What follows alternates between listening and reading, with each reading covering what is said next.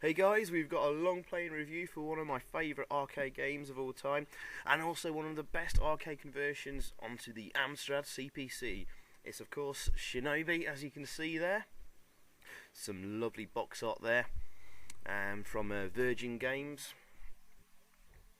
Now think back to my Double Dragon 1 and 2 long playing reviews recently, also from Virgin Mastertronic. And the good versions were obviously done by Richard Aplin, and you can see there, this version as well, the coder is Richard Aplin. He did an absolutely fantastic job on the Double Dragon games. They were probably the best home computer versions, to be honest with you, even compared to the Amiga and ST. And here Shinobi, I think this is one of the first ones he did. This is no exception either. This is absolutely a fantastic effort and achievement. So we got some great music on the title screen here, but this is going to be as near as to an arcade perfect conversion you're going to get to see on an 8-bit home computer, especially like the Amstrad. Just wait and see everything he's crammed into the game. For example, coming up shortly, I'm going to just shut up for a few seconds so you can hear some fantastic sampled speech. Oh, how cool was that? And let's start this up. And just check this out, guys. Look at that smooth multi-directional scrolling on the Amstrad. Woohoo! In all directions, vertically and horizontally. The game is already moving at a cracking pace. The frame rate's excellent. Controls are really tight and responsive, and sprite movement is fast and fluid around the screen. It plays absolutely fantastically. We even got the end of level jingle music there as well. And now different music soundtrack as well. It's the same music just as in the arcade as well. And the soundtracks of different levels, and also for sub games as well, and boss battles. This is an absolutely fantastic achievement and effort here. Sound effects are nice and meaty as well.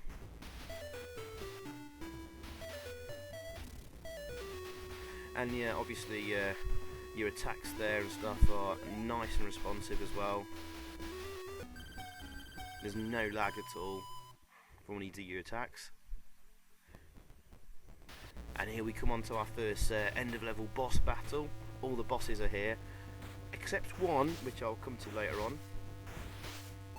We're just using our first time we've used our special attack there, and magic. Very cool, very well done there, and very cool. This guy's quite easy to defeat, as you can see. You can just like kneel down in front of him and avoid his fireball attacks. Other bosses are not so as easy to defeat. I've even found room for the bonus stage, just like in the arcade. Obviously you got to kill all the ninjas there before they jump down on top of you. Not sure I approve of the sort of the orange and blue colour scheme there, but this works and plays rather well. Just a little slow down there on the music, but the gameplay itself doesn't slow down. We get a perfect there, and I think we get ourselves an extra life. Hey, more sample speech. And more music as well, another different soundtrack, just as it appears in the arcade.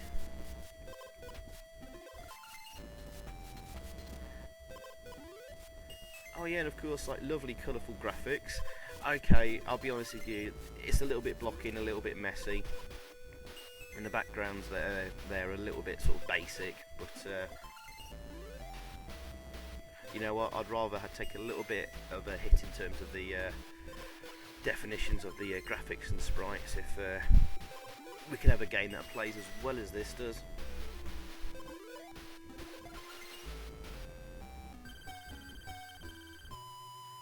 Levels are a little bit short, but hey, they are in the arcade as well. Now let's just do a little comparison to the arcade. nearly all the enemy characters you fight are present in the game. The only ones missing are the I think there's like the sort of really strange flying creature that appears in one of the later levels. He's not present, but I think he only appears like once. There's a guy that fires like rockets at you from like a bazooka or whatever. He doesn't appear, but I think one of the same enemy sprites on that one is reused, and he fires sort of grenades at you instead, or like mini rockets or whatever. All the bosses are there exactly as you see in the arcade, apart from right at the very end, which we'll come to. Even the frogmen are here and present in this level when you're fighting on the docks.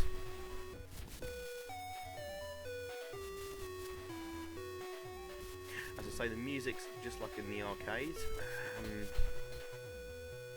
Oh yes, and this sprite, that guy there, he's in the arcade. He throws his sword back and forth. He doesn't do this in this version, but he does sort of fire another shuriken and Death Star at you instead of his sword. So that's fine, that'll do.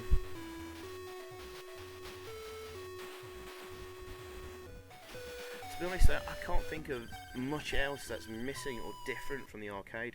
That little end of level jingle there sounds slightly different to the arcade one. And here's the other second end of level boss, the helicopter. And this is just fantastic. Whatever you do, don't let him box you in towards the end of the left of the screen. So keep pushing forward. There we go. Hey, more sample speed. Now, how does this compare to the other versions on the other systems? Well, let's take the Atari ST port as the starting point, because basically the graphics and the music has been imported from the Atari ST version.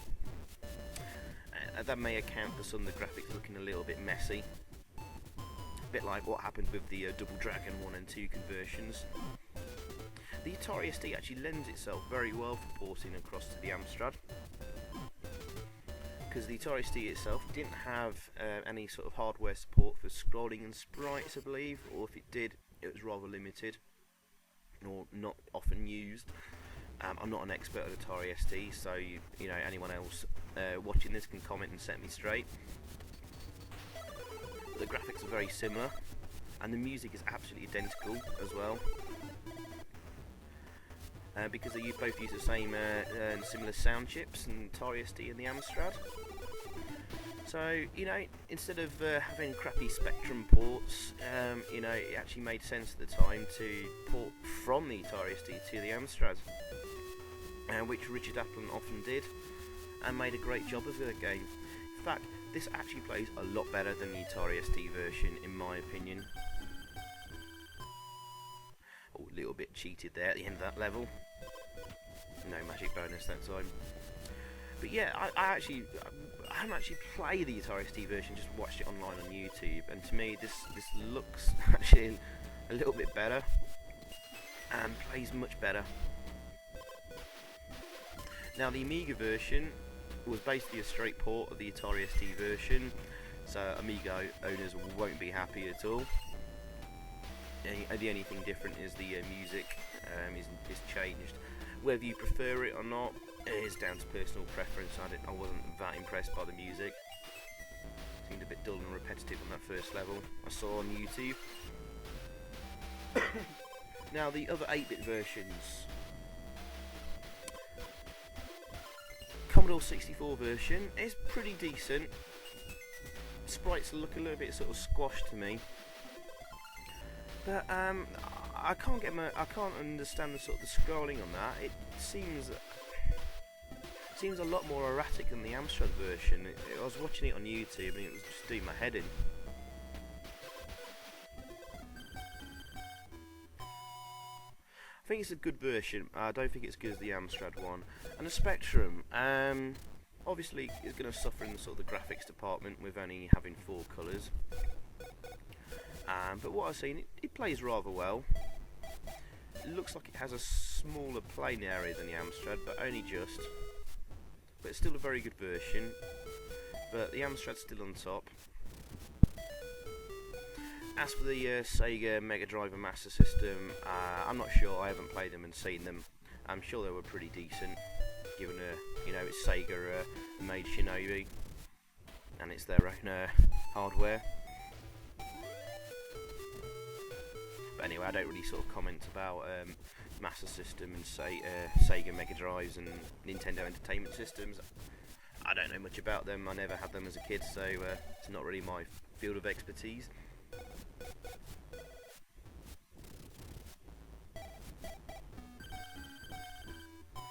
Yeah, you got to watch out for those invisible and hidden ninjas. Take your time and keep ducked. Oh, check out this end of level battle here. This is very impressively done for the Amstrad. Those huge big sprites there.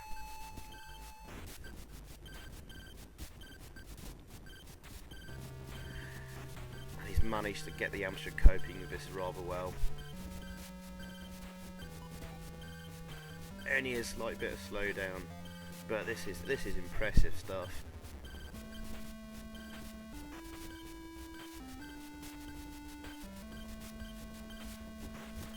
Definitely one of the hardest bosses, because not only after you defeat this wall, you've got a boss waiting at the end of the level for you, and time soon runs out. Man, this hurts your trigger finger bashing away on the fire button. I found it easy doing on the keyboard, of course.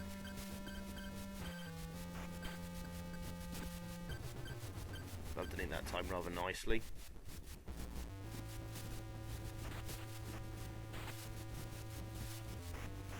It's quite hard getting the timing right, because obviously you've got to shoot that sort of red thing above his nose.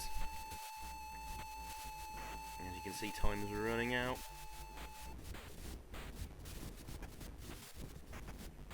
Pretty easy to work out the fireball attacks there. One you can jump over, and one you got to duck under. Nearly done him. There we go.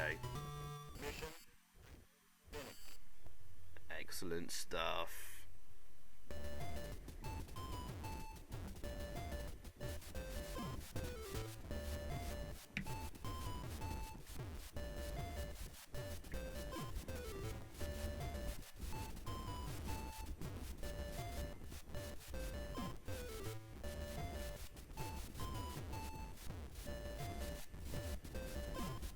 It's good to have like mid-level sections like this, just to break up the action a little bit, give a little bit more gameplay and bang for your buck. Not sure what those floaty things are though, or what they represent. Someone enlighten me.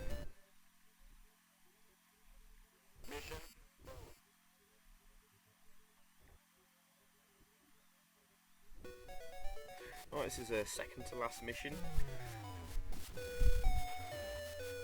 Now, I think a difference in the arcade version would be I think there's the blue ninjas in this level. I think they like to fly around the screen, if I remember correctly. It's a long time since I played the arcade original, but I did play it a lot back in the day.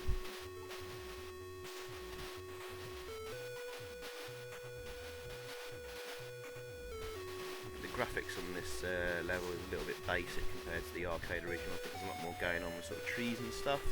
Might be wrong. Oh, watch out for those little skeleton bastards as well, because you can't duck their shuriken attacks.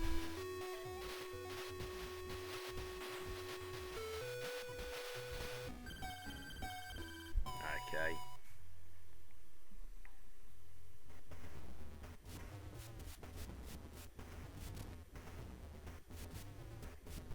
I think it's this level we have the first appearance of another new enemy. There's little green goblin things that jump around the screen. It may be on the next level of this mission actually, I'm not sure. Watch the red ninja here. Hey, what a bell end.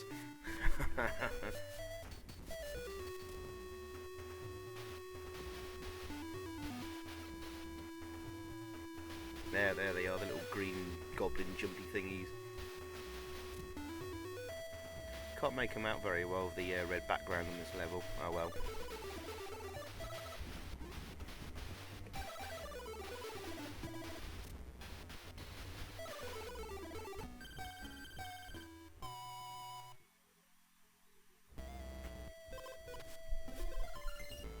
Okay, this bit's a little bit tricky.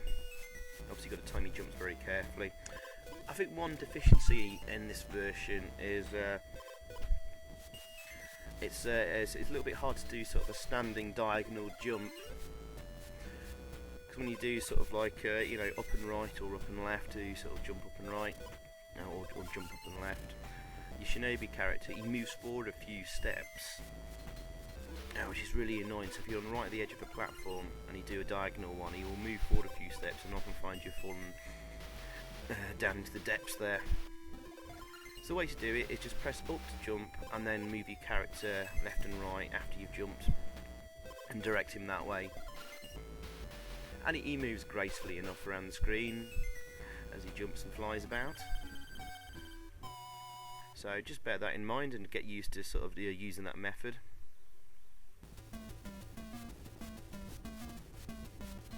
Right, here we go, one of the last bad guys.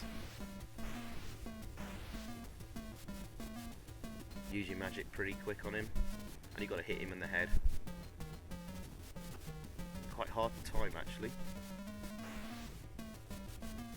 Again, don't let him box you in the corner for too long. So that rush attack there would probably have killed me if I hadn't just killed him at the last death there, at the last second. Final bonus section. So that's one negative. Oh, excuse me. Let's talk about any other sort of negatives about this version. Graphics are, like I said before, I don't particularly like the colour scheme on this level, but it does alright. But in the main game, yeah, it's a little bit blocky, a little bit messy. With a bit of time, they could have tidied up the sprites and the backgrounds, made them more interesting or whatever. They made the sprites more defined, sorry, as well.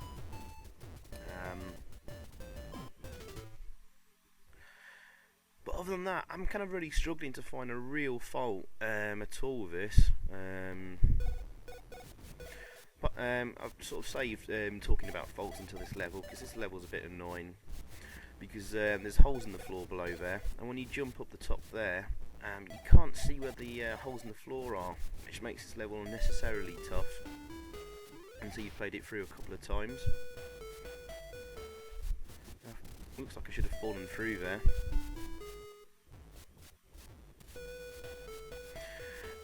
But yeah, I'm going to tell you now, at the end of the game, this is probably for me one of the sort of major downsides and sad things is the final boss. Oh, actually, wait a second. This is how you defeat those two guys there, which are really annoying. They go right first, go back and jump towards them, then jump back again, and they'll fall off that edge.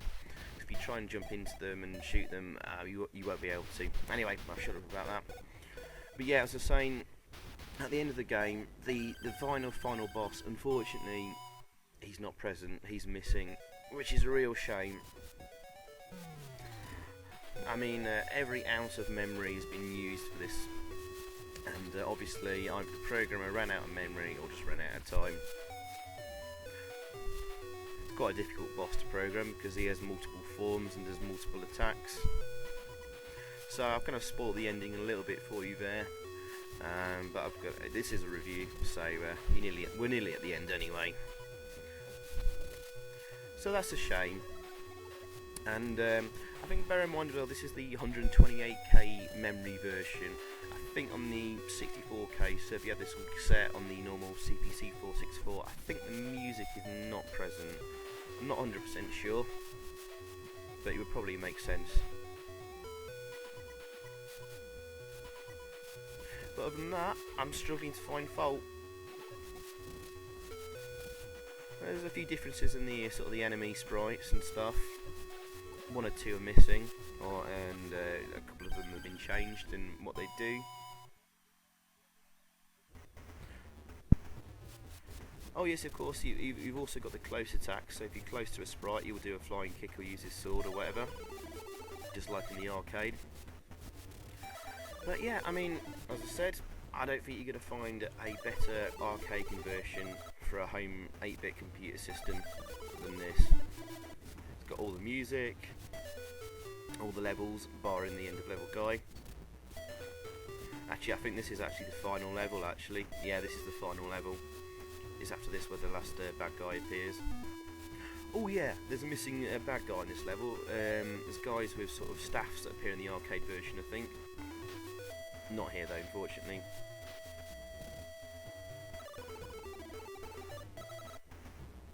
Can't be arsed, so might as well use our magic here, since it's the last level. But yeah, to me this is going to be as arcade perfect as you're going to get. It's got everything you'd want from the arcade original on your home computer, so this is an absolutely fantastic effort. And here we go, this is the end of the game.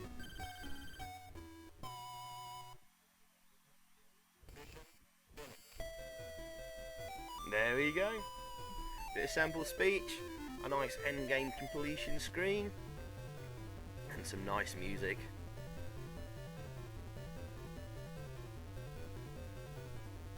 And game over. Nothing spectacular at the end there, but it's nice. There is a lovely little sort of picture waiting for you and some more sample speech. So yeah, brilliant effort from Richard Aplin. Another quality product from him, Virgin Mastertronic. I'm going to give this game 9.5 out of 10. So thanks for watching guys, and see you next time. Cheers, bye.